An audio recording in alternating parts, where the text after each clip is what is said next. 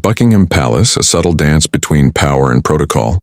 At the heart of London, under a muted grey sky, the gates of Buckingham Palace creaked open to welcome a convoy of sleek black SUVs. With their tinted windows and bulletproof gloss, they bore the unmistakable aura of American diplomacy. Curious tourists pressed against the iron fence, phones raised in anticipation. Someone important had arrived. From one of the vehicles stepped Caroline Leavitt.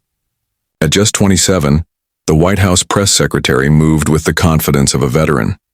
Her red dress stood out boldly against the palace's stone backdrop, her blonde hair perfectly arranged despite the breeze. She had come with the American delegation to strengthen ties with the UK, and perhaps in her own way to leave a mark. Her eyes fell on Lieutenant Jonathan Parr, the Coldstream Guard stationed before her. In his crisp scarlet uniform and shining black boots, he stood as immovable as the palace itself. Eyes locked straight ahead, posture rigid, rifle held with ceremonial precision. He was the portrait of unyielding discipline. Leavitt approached, with measured steps, stopping just shy of the invisible boundary that separated visitor from tradition. She smiled, a warm, practiced expression that had disarmed countless reporters in the White House briefing room.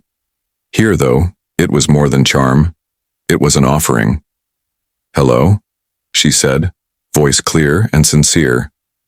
"I'm Caroline, from the White House. A friendly gesture from you would make this moment even more meaningful, don't you think?" No response. Parr remained still, his expression unchanged. Around them, the courtyard hushed. It was as if the very walls of the palace paused to listen. Her smile remained undeterred. "I know you're a man of discipline," she continued, the playfulness in her voice underlined with respect. "But in America, a smile can open a whole world." A ripple of quiet laughter spread through the crowd. Tourists adjusted their cameras. A young girl tugged at her father's coat. "Will he wave?" she whispered. He shook his head gently. "That's not how it works, love." From the American convoy, aides exchanged nervous glances. One gripped a tablet tighter. "She's taking a risk," he muttered to a Secret Service agent who only shrugged, scanning the crowd without comment. Still, Lieutenant Parr did not move. His silence spoke volumes, echoing not with rejection, but with something older, deeper, a centuries-old commitment to duty, to tradition. He was more than a ceremonial guard. He had once stood firm in the war-torn corridors of Aleppo, protecting lives under fire. That quiet memory, unseen by those before him, anchored him now. Leavitt read the silence like a seasoned operator. This wasn't a press room or a campaign rally. There were no microphones, no retakes. Just one moment live, charged with history. She softened her stance, her voice now low, almost a whisper. "Your dedication is something we admire. It reminds us of the value of duty," she said, gesturing gently toward the crowd. "Isn't that what unites us? Strength and honor." A few clapped. A mother whispered to her son, "She's trying to make friends." Still, Parr remained unmoved. The tension pressed in, thick as the overcast air. Leavitt, no stranger to high-stakes moments, knew she wouldn't win this with cleverness or charm. She had not come to bend tradition but to acknowledge, and to offer something sincere in return. She leaned in slightly, voice soft again. "I bet you have some incredible stories," she said, eyes searching his face for the faintest flicker. "Just a small sign, to let us know you feel this too." But Lieutenant Parr stood fast. His gaze, locked on some invisible horizon, didn't so much ignore her as exist apart from her. A silent sentinel of another world. A gesture that never came. A smile that never broke. And yet, an indelible moment was forged, not in what was said or done, but in the courtyard standoff. Caroline Leavitt stood tall beneath the gray London sky, her confidence unwavering, at least on the surface. She could feel the weight of every gaze, the phone still raised, lenses capturing each moment like history unfolding. Near the black SUV convoy, her team grew visibly tense. The communications aide, eyes fixed on his tablet, muttered under his breath, "If this clip gets cut the wrong way, we'll be putting out fires all week." A Secret Service agent kept his hand lightly pressed to his earpiece, his eyes scanning the crowd, alert to anything unusual. But Levitt was undeterred.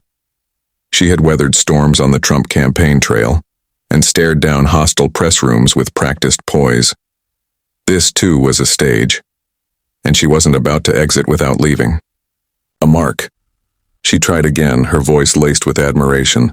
"You know," she said gently, "your steadfastness reminds me of American soldiers, always standing firm for what they believe in. Can't we share this moment together?" She opened her arms slightly, a gesture inviting unity. A few clapped. One American exchange student cheered. "She's really trying." But Lieutenant Jonathan Parr remained unmoved, stoic and silent, the very image of discipline. His breathing was so controlled it barely seemed to disturb the air around him. He was a living statue, rifle gripped, gaze fixed. The crowd's reaction began to split. An elderly Englishman, his poppy badge bright against a worn coat, whispered to his wife, "She's got heart, but she doesn't understand our ways." Freelance journalist scribbled furiously in her notebook. Levitt faces formidable silence from the guard. A group of American students nearby live-streamed the moment with the caption, "Caroline Levitt versus the Queen's Guard. Who blinks first?" But even the light laughter began to fade. The crowd slowly sensed there was something more profound happening. Parr's silence wasn't just stubbornness, it was a declaration, a reminder of tradition that could not be swayed by charm or charisma. The wind picked up, chilling the courtyard and heightening the moment's tension. Levitt, with her sharp communicator's instincts, recognized the shift. She hadn't come to challenge protocol, but to create a memorable, respectful gesture. Yet Parr, through his very stillness, was telling a different story, one of unwavering duty and the quiet power of silence. Her eyes flicked toward him again, not with defiance, but with something more curious now. Was there any way through this ancient wall? Then, from a side gate, another figure entered with quiet precision. Major Caroline Brooks of the Royal Protocol Office walked with practiced authority, her navy uniform immaculate, her hair in a flawless bun, her gaze calm and clinical. She didn't rush. She didn't need to. A ripple of whispers moved through the crowd. "Who's that?" someone murmured. Brooks halted a few steps from Levitt and took in the scene. The guard's stillness, the poised press secretary, the bristling tension among her staff. She tilted her head politely. Her voice, when it came, was firm and elegant, every syllable wrapped in a crisp British cadence. "Miss Levitt," she said, "I'm Major Caroline Brooks. I must respectfully invite you to return to the designated guest area so that the ceremony may continue as intended." It wasn't a command, but it left no room for misunderstanding. Levitt, ever the communicator, smiled smoothly, an expression both warm and strategic. "Major Brooks," she replied, her voice honeyed with diplomacy, "I deeply respect the traditions here. I only hope to show America's admiration for this remarkable institution." She turned briefly to the crowd, inviting their understanding. With her tone, a few nodded. One British mother whispered to her child, "She speaks well." But Brooks didn't budge. Her expression was calm, composed. She'd seen far more chaotic diplomatic breaches than this. At 40, Brooks had spent over a decade guarding the delicate seams of royal tradition, firm when necessary, always without offense. "We appreciate your sentiment," Brooks said evenly, "but the Coldstream Guards are a symbol of duty to the Crown. Close engagement may unintentionally disrupt that symbolism." Her words were courteous, but they drew a definitive boundary. The crowd shifted.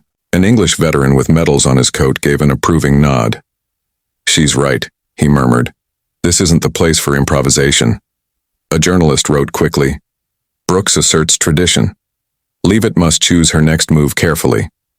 Levitt felt the eyes again, still watching, still recording. She knew the stakes.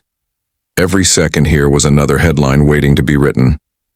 Her communications aide caught her eye from the convoy, his expression urgent. "She needs to wrap this up," he whispered to a nearby agent, "or we're looking at bad press." But Levitt didn't panic. She'd faced worse.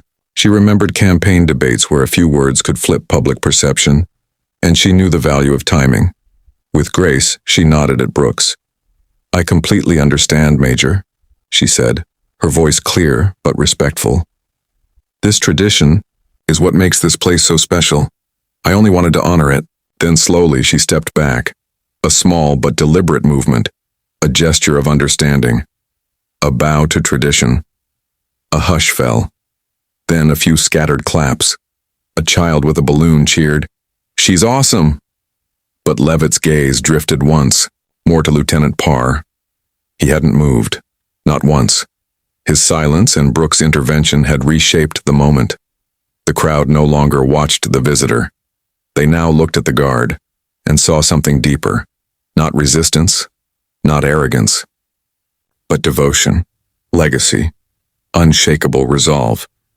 And in that silence, Caroline Levitt understood the message perfectly. Brooks stood tall, her eyes sweeping across the courtyard, ensuring order had been fully restored. She said nothing more. Her presence alone was a clear statement. Tradition wasn't just being followed, it was being protected. Lieutenant Jonathan Parr remained motionless, a living statue in red, his polished boots gleaming, his posture impeccable.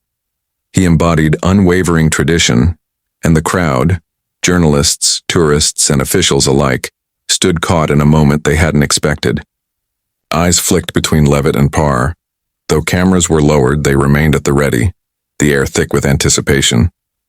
The cold London wind whistled through the courtyard, heightening the sense that something significant was unfolding. Caroline Levitt, with the sharp instincts of a seasoned White House press secretary, understood the gravity of this moment.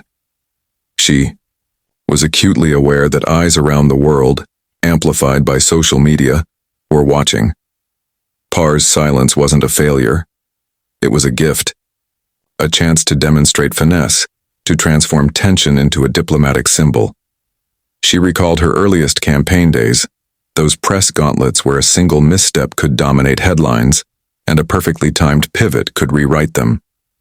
Now, standing opposite Parr's immovable form and beneath Brooks's unwavering gaze, she needed a gesture that honored British tradition while signaling American sincerity.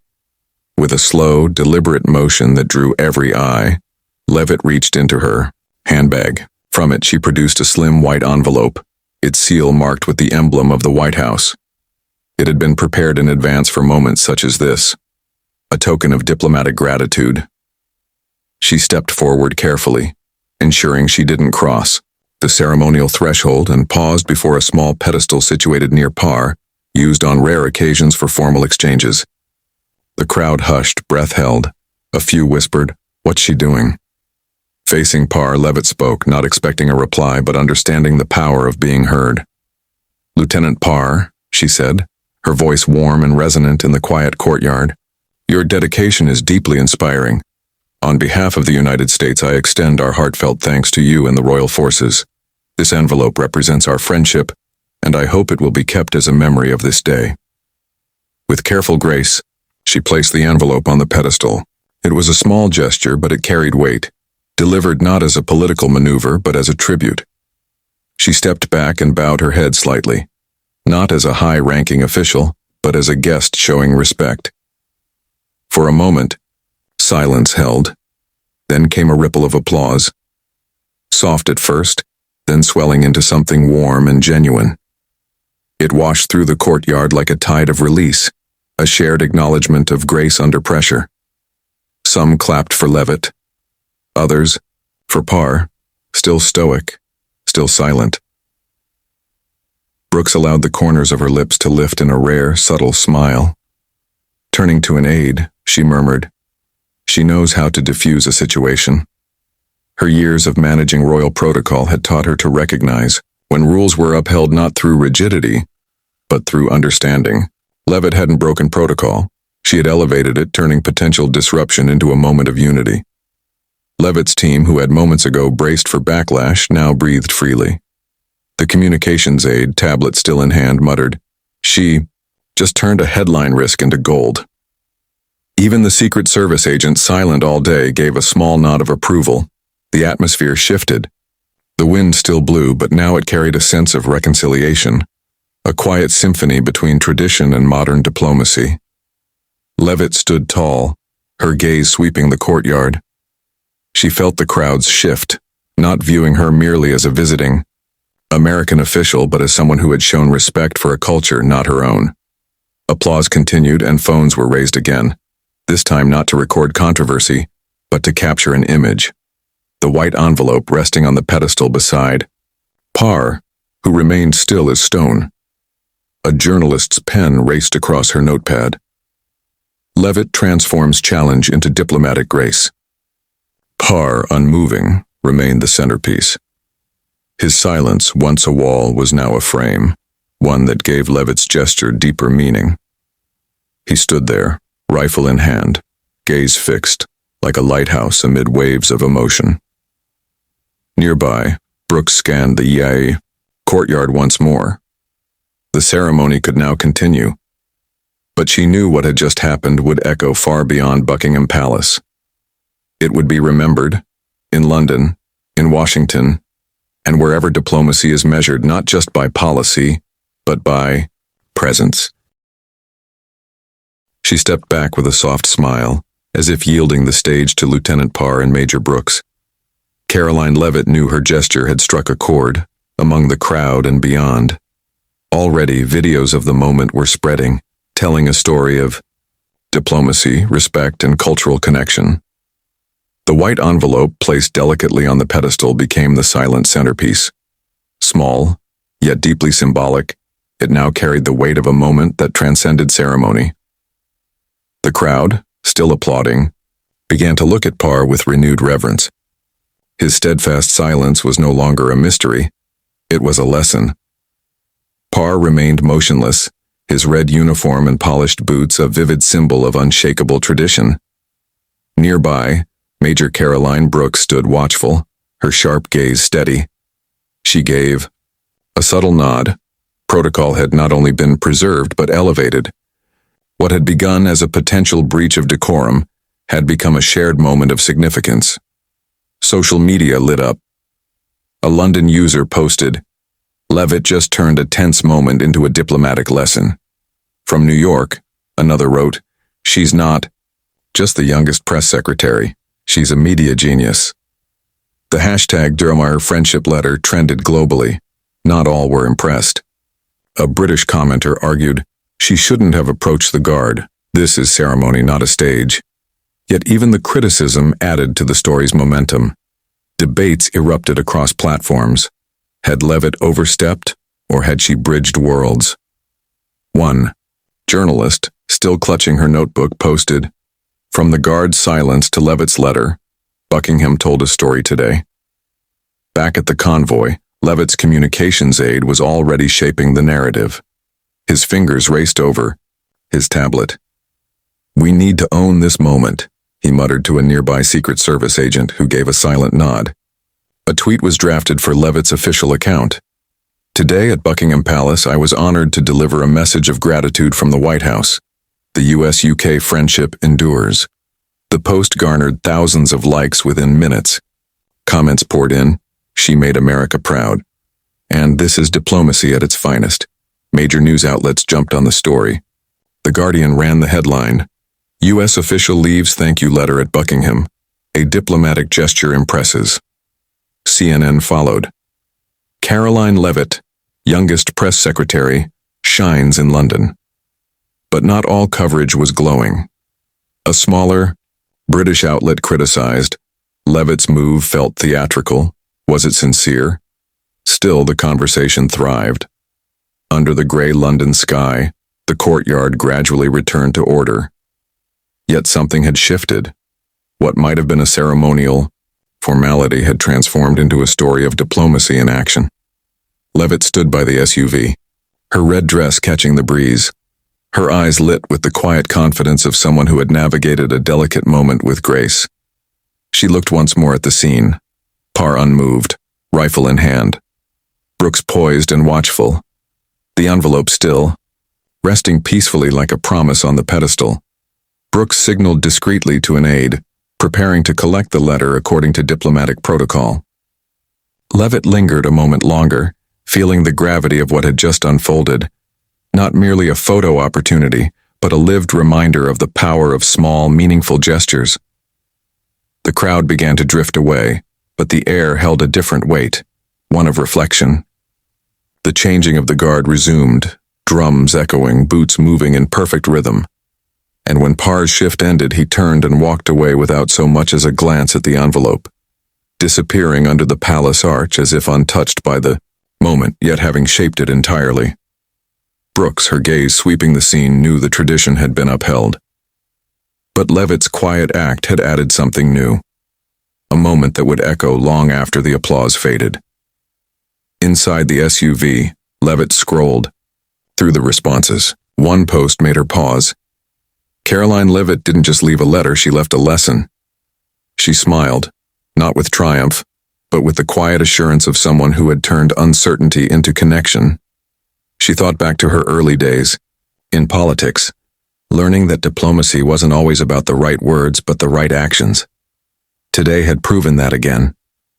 The courtyard emptied, but the envelope remained, unmoving, like a whisper across history. In its simplicity, it spoke volumes.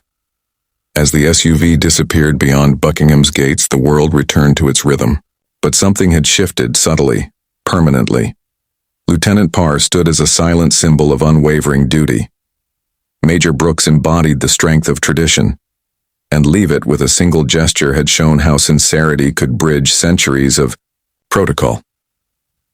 The story of Caroline Levitt at Buckingham Palace is more than a diplomatic anecdote. It's a lesson for our times. In a world of increasing division, political, cultural, generational, her action reminds us that respect doesn't need to be loud. It needs to be real. In today's America, where voices clash daily across news feeds, boardrooms, and neighborhoods, Levitt's moment offers a simple truth. Bridges are built not through domination but through understanding. Parr's silence teaches us that strength can lie in restraint. Brooks' measured presence shows the value of upholding principles, and Levitt's letter, quietly placed, tells us that diplomacy doesn't require grandeur, only grace. Sometimes, a small act, like a letter on a pedestal, is enough to change the conversation. Thank you for following this story. If it moved you, subscribe for more insights into the people and moments that bring us closer together. Until next time, stay thoughtful and stay connected.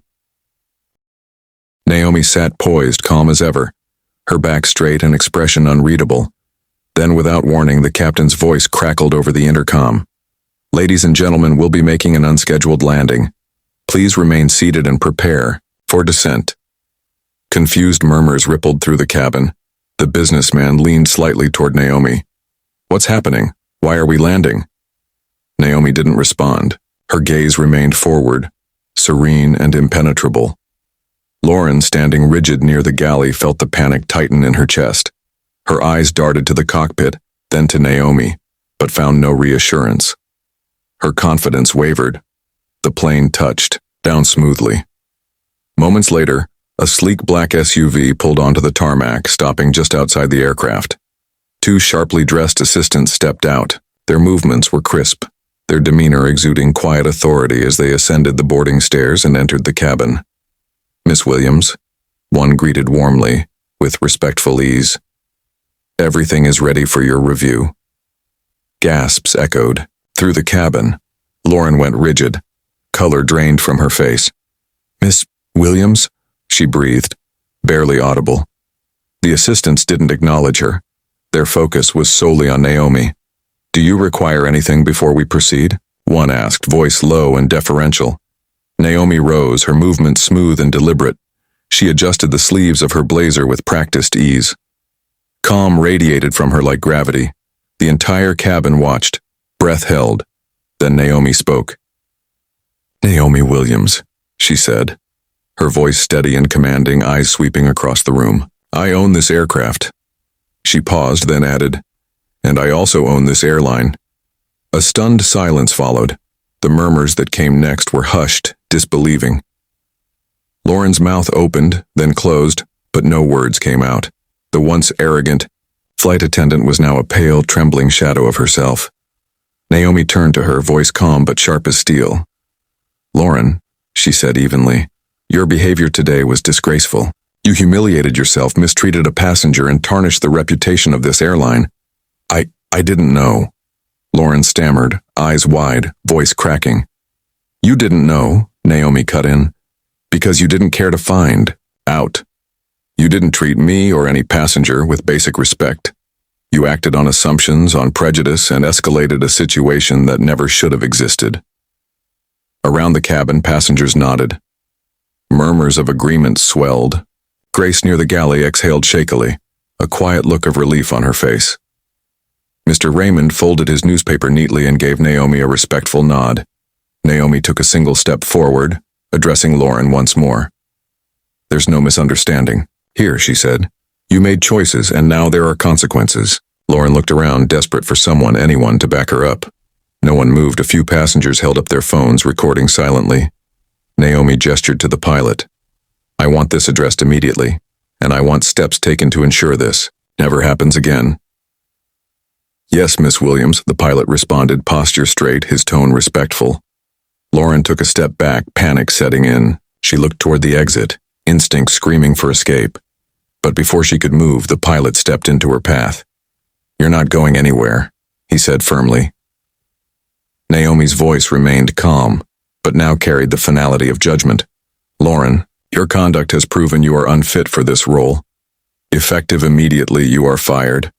The words struck like a gavel hitting stone. Lauren's face crumpled. "Please." "Miss Williams," she whispered, voice trembling. "I didn't mean—" "No," Naomi said coldly. "You didn't mean to get caught." The moment stretched. Then, from the aircraft door, 2 uniformed officers boarded the plane. Their presence sent another wave of murmurs through the cabin. "Miss Williams," one said, "respectfully, we received your report. Are you pressing charges?" Naomi didn't hesitate. "Yes. This individual assaulted me in front of multiple witnesses. I expect her to be held accountable." Lauren gasped, stepping back. "Wait, this is a misunderstanding. I didn't—" One officer approached, producing a pair of handcuffs. "Ma'am, you're under arrest for assault. You have the right to remain silent." Lauren's breath came in sharp bursts as reality crashed down on her. She turned to Naomi one last time, face streaked with tears. "Please. I'm sorry." But Naomi's expression remained unreadable, unmoved, unforgiving. Her silence said everything, and as Lauren was led away in cuffs, the passengers watched in stunned silence, witnesses to the moment justice arrived at 30,000 feet. This wasn't the end for Lauren. It was only the beginning. "An apology means nothing without accountability," Naomi said quietly, her voice cutting through the silence like a blade. "You made your choices. Now, you'll face the consequences." All eyes followed Lauren as she was escorted down the aisle, once the dominant authority in the cabin, now a hollow figure consumed by regret and humiliation. Her earlier arrogance had dissolved into shame. Naomi turned back to the passengers, her voice steady as she addressed them. "To everyone here," she began, "I sincerely apologize for what you had to witness today. This is not the standard of service I expect on my planes. Moving forward, I promise that every passenger will be treated with the dignity and respect they deserve." Applause broke out, warm, spontaneous, and heartfelt. Mr. Raymond let out a small cheer. His wife set down her knitting to clap politely, her eyes twinkling with approval. Naomi's gaze landed on Grace, the younger flight attendant who had quietly but courageously stepped up during the incident. "Grace," she said, her tone softening, "your professionalism did not go unnoticed. Thank you for showing integrity when it mattered most. Expect a call from my office. You've earned a promotion." Grace's eyes widened, her expression lighting up with surprise and gratitude. "Thank you, Miss Williams," she said softly, her voice barely holding back tears. Naomi smiled just briefly, then turned toward the exit. Her assistants flanked her, quietly discussing her next meeting as they descended the steps to the tarmac. The mood on the plane had shifted entirely. The earlier tension was gone, replaced by admiration, relief, and a renewed sense of trust. Justice had not only been served, but seen. One passenger leaned forward, eyes wide with awe. "Miss Williams, you're amazing," she blurted out. Naomi paused, turning back with a warm, composed smile. "Thank you," she said. "Remember this. It's always worth standing up for what's right." Outside, the fresh air welcomed her. The sleek black SUV waited nearby, the driver holding the door open. As Naomi stepped in, her thoughts lingered on the events of the day, not in anger but with quiet purpose. Weeks later, in a modern studio lit for a primetime interview, Naomi sat across from a captivated host. Her posture was as poised as ever, calm and commanding. "Miss Williams, your story has gone viral," the interviewer said. "Millions watched how you handled that flight. What message do you want to share with the world?" Naomi's gaze was steady, her voice resolute. "Respect is a right, not a privilege," she said. "Everyone deserves dignity, regardless of how they look, where they come from, or what assumptions others make about them. True leadership means setting that standard and holding people accountable to it." The interviewer nodded, visibly moved. "What would you say to people facing similar challenges who don't have your platform?" Naomi's expression softened. "I'd tell them, strength comes from within. Even if you feel unseen, your worth is not defined by your title, income, or background. You don't need permission to demand respect. Stand firm in who you are." Sometime later, on a new flight, Naomi stepped aboard another of her aircraft. The crew was different, but the atmosphere was unmistakable, warm, respectful, and professional. "Welcome aboard, Miss Williams," the lead flight attendant greeted her, with a genuine smile. "It's an honor to have you." Naomi returned the smile as she took her seat. The cabin buzzed with quiet efficiency, but what stood out most was the sincerity in every interaction. The difference was palpable. As the plane taxied, Naomi gazed out the window. The runway blurred into sky, the world below shrinking into a sea of clouds. A deep, quiet peace settled over her.